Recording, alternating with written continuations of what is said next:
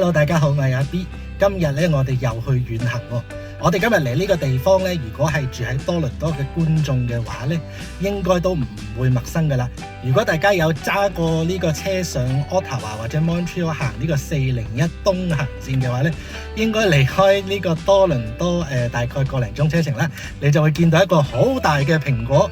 咁呢個蘋果咧，唔知大家有冇入過去睇下呢？如果冇嘅話，唔緊要，我哋今日一齊入去睇下。咁講一講呢個蘋果嘅歷史先啦。其實佢就係由一個澳洲嘅移民咧構思出嚟嘅。咁佢就係採用咗一個佢澳洲嗰邊有一個叫做大菠蘿。咁但係佢嚟到加拿大咧就唔用大菠蘿，就用咗大蘋果呢個意念。咁佢經過好多變賣啲自己啲家產啊，又揾投資啊，跟住又揾銀行、政府借錢，咁到最後咧排除萬難之後，終於喺1987年大蘋果就正式開幕啦。咁開幕之後咧，佢喺1992年咧其實已經將自己擁有大蘋果股份已經賣咗俾人嘅啦。咁另外就係咧喺呢個疫情期間咧，佢哋仲幫大蘋果戴上一個大口罩啦，去支持呢個前線人員嘅工作嘅。咁其實呢個大蘋果入邊咧，除咗有一個好大嘅蘋果啦，佢大概應該係高40尺就闊38尺，高40尺即係其實有4層樓好高。咁佢頂部嗰度其實仲有一個瞭望台嘅。咁我唔知佢而家因為疫情有冇開啦。咁我哋今日嚟到呢度呢，基本上人呢就係非常之多噶啦，所以我哋盡量拍到啲咩俾你睇就拍啦，希望可以入到去賣食物嗰度呢，因為佢嗰度呢有好多譬如話佢用蘋果做嘅一啲蘋果醋啊，有一啲酒啊。有好多嗰啲糖漿啊，跟住仲有最出名就係佢嘅蘋果批啦。咁佢呢度仲有一間餐廳，但係餐廳呢，以我所知就冇咩特別嘅，都係賣啲普通譬如話漢堡包、熱狗咁嘅食品。咁另外有幾樣嘢呢就好啱細路仔玩嘅，譬如話有一個 petting zoo 啦，咁啲細路仔就可以嚟睇下動物啦，餵下動物啦。咁仲有一啲揾錢嘅地方啦，例如打下 mini golf 啊嗰啲咁嘅地方啦。咁好啦，事不宜遲，我哋而家一於去睇下先。雖然條龍好長，但係其實都喐得好快啊！頭先我見到佢排晒出晒停車場，而家嘭嘭聲就已經入得去咁滯啦。咁嚟到呢度啊，梗係要睇下佢嗰啲食品先啦。睇完食品先至再睇其他嘢啦。隻狗。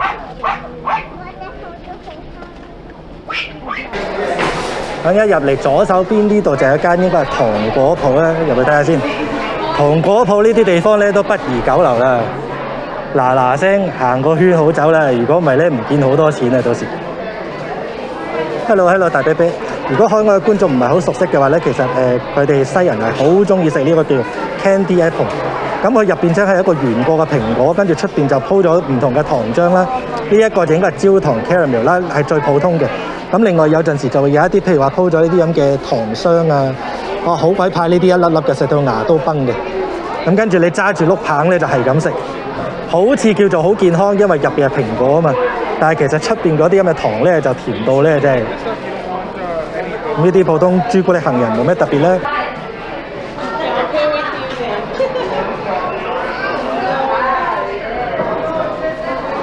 呢度就係我哋加拿大好出名嘅楓葉糖漿啦，有唔同嘅品種、唔同嘅包裝、唔同嘅價錢。跟住呢度又係啲楓葉糖漿嘅副產品啦。咁呢啲就同蘋果好似就冇乜關係嘅，不過因為楓葉糖漿喺加拿大嚟講係好出名噶嘛，所以佢哋通常一般呢啲咁嘅叫做旅遊勝地咧都會賣埋噶啦。不過佢呢度咧真係比我平時見嘅品種多好多。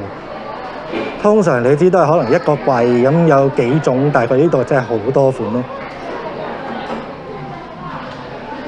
呢度就係一啲佢哋自己釀製嘅酒咧。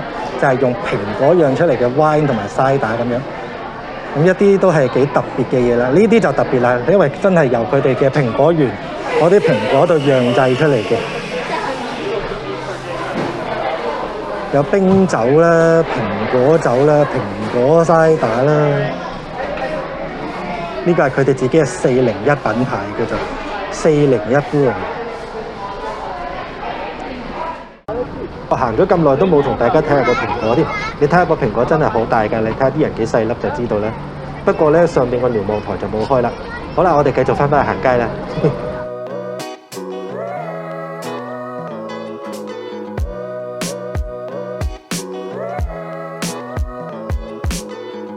呢度就係佢哋好出名嘅蘋果批製造工場。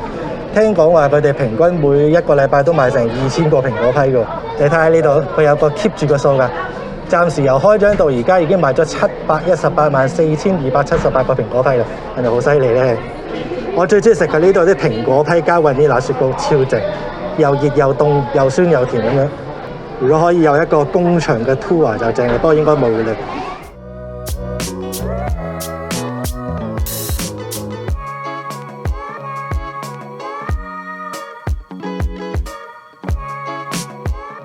蘋果麵包，我個 friend 已經急不及待立咗一條啦。係啊，蘋果麵包就睇落係幾吸引嘅，如果翻去搽少少牛油咧，就應該係幾好食嘅。蘋果不頭呢啲正啊，呢啲攞嚟搽下餅食一流。呢度有啲林林種種嘅蘋果 pastry 啦，有最出名嗰啲 strudel 啦，斷過賣嘅。咁2個零銀錢一個，又唔可以話佢平，又唔可以話佢貴啦。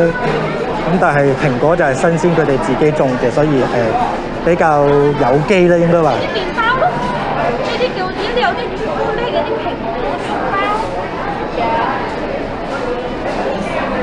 包。不塔塔，哇！呢啲我就真係唔得啊，好甜嘅一啲，唔知大家有冇試過咧？跟住呢啲係 blueberry strudel、strawberry cheese strudel。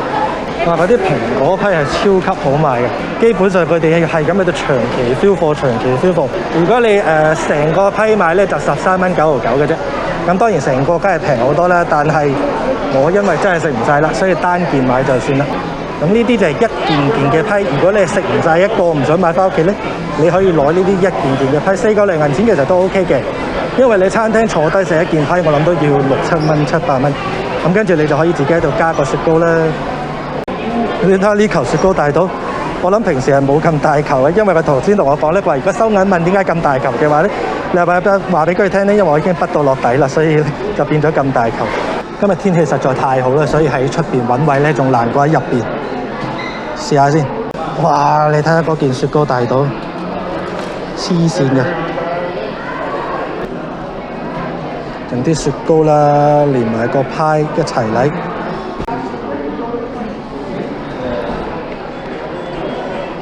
蘋果咧係超級甜啦，但係佢甜嗰種咧唔係話落糖漿嗰種甜，係真係自然天然嘅甜。咁個雪糕不嬲呢隻Kawova 嘅邊個？我叫佢做貴湖市牛奶公司。佢嗰隻雪糕咧不嬲奶香味都好重噶啦，我諗好多人都食過噶啦。另外嗰個批皮咧牛油味係非常香濃，所以咧全部嘢加埋一齊係真係好好食嘅，唔會好甜啊！你睇落好似好甜咁，但係一啲都唔甜。加埋佢個蘋果咧係加咗cinnamon 嘅桂粉啦，所以食落去嘅時候又多咗另一種香味嘅。咁呢度另外有一個細路仔好中意嘅地方就係呢啲 petting zoo 啦。petting zoo 即係話你可以用隻手摸下咁樣啦。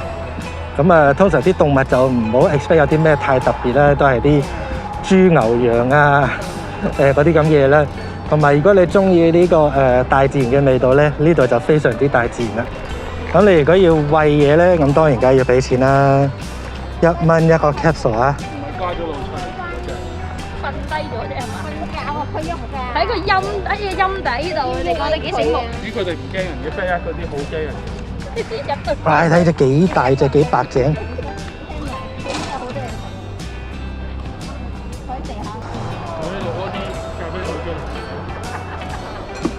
嗱，羊就未聽過一句説話叫做喺度食唔好喺度屙啦。呢啲咧佢哋自動走過嚟㗎，因為咧佢梗係以為我哋有嘢食，所以佢哋自動走咗過嚟㗎啦。你睇佢 ，Hello， 你幾上鏡喎？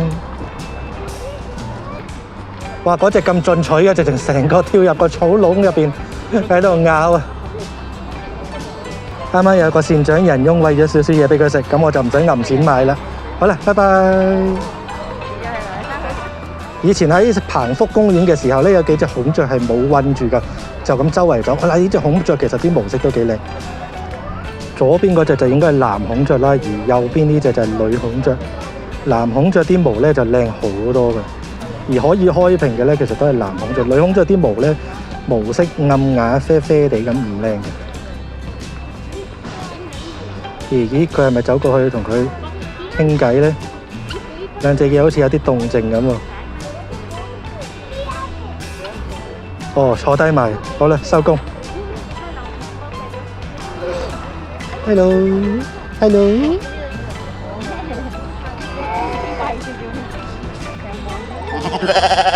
Hello，Hello，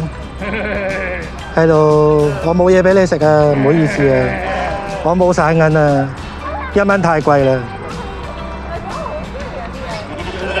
唔好啄我啊，我驚佢啄我。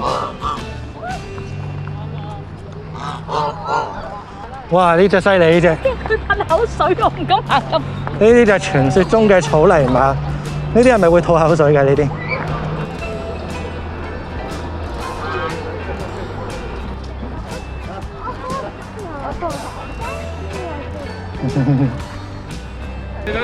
嗰邊嗰兩隻咧，黑色嗰隻就係 alpaca， 而右邊呢隻咧就係 llama， 跟住呢隻咧就係小型馬 miniature pony。人哋出錢餵，我就拍俾你大家睇。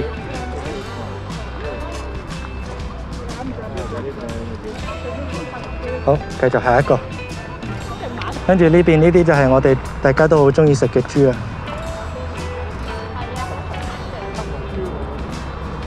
哇，黑毛豬！